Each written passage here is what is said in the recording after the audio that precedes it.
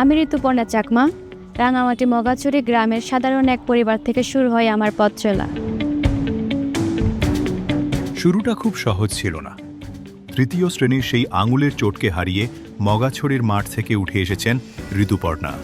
আজ তিনি শুধু নারী ফুটবলের তারকাই নন, দেশের সেরা অ্যাথলেটদের একজন। গর্বের নাম, গর্বের শক্তি। 2011 সালে বঙ্গমাতা ফুটবল টুর্নামেন্টের মধ্য দিয়েই শুরু। এরপর একে একে এশিয়ার মঞ্চ জয়। প্রতিটি পদক্ষেপে ছিল সংগ্রামের গল্প। 2024 সালে নেপালের বিপক্ষে সাফ নারী চ্যাম্পিয়নশিপ ফাইনালে বাঁ পায়ের এক নিখুঁত শট। সে শটই ইতিহাসে লিখে দেয় বাংলাদেশকে। আর 2025 সালের জুলাইয়ে মিয়ানমারের মাঠে প্রতিপক্ষের চেয়ে 55 ধাপ এগিয়ে থাকা দলকে হারিয়ে দেন তিনি 2 গোল করে।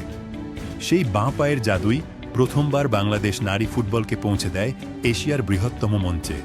ঋতুপর্ণা চাকমাকে আমি 16 সালের final round CFA cup final round থেকে পেয়েছিলাম এবং সে লেগ ফুটি স্পেশালিস্ট ছিল। নিয়মিত হার্ডওয়ার্কের মাধ্যমে যে তার ফুটবল শৈলী ফুটিয়ে তোলে এবং বাংলাদেশ টিমের নির্ভরযোগ্য খেলোয়াড় হয়ে ওঠে। আমি ঋতুপর্ণা চাকমার উজ্জ্বল ভবিষ্যৎ কামনা। আমার লাস্ট যে এশিয়ান কাপে কোয়ালিফায়ার প্রথম ম্যাচ ছিল বাহরাইনের সাথে, সেদিন আমার ভাইয়ের মৃত্যুবার্ষিকী ছিল। ওই প্রথম গোলটাই হচ্ছে আমি আমার ছোট ভাইকে উৎসর্গ করেছিলাম। এর আগে 2022 সালে সাফের সেমিফাইনালে পাকিস্তানের সাথে যে গোলটা করেছিলাম, ওই গোলটা ওর নামে হচ্ছে উৎসর্গ করেছিলাম। ঢাকা বিশ্ববিদ্যালয়ের দর্শন বিভাগে পড়াশোনার পাশাপাশি অসুস্থ মায়ের দায়িত্ব সামলান ঋতুপর্ণা। পাহাড়ি দুর্গম পথে চিকিৎসার ব্যবস্থা, খরচ বহন সবকিছুই সামলান সাহস আর অদম্য মনোবলে। হাজারো তরুণ তরুণী আমাকে ফলো করে। তাদের উদ্দেশ্যে একটাই কথা বলবো, যে স্বপ্ন দেখা থামিও না। পরিশ্রম ও সাহস থাকলে পাহাড়ও নত হবে।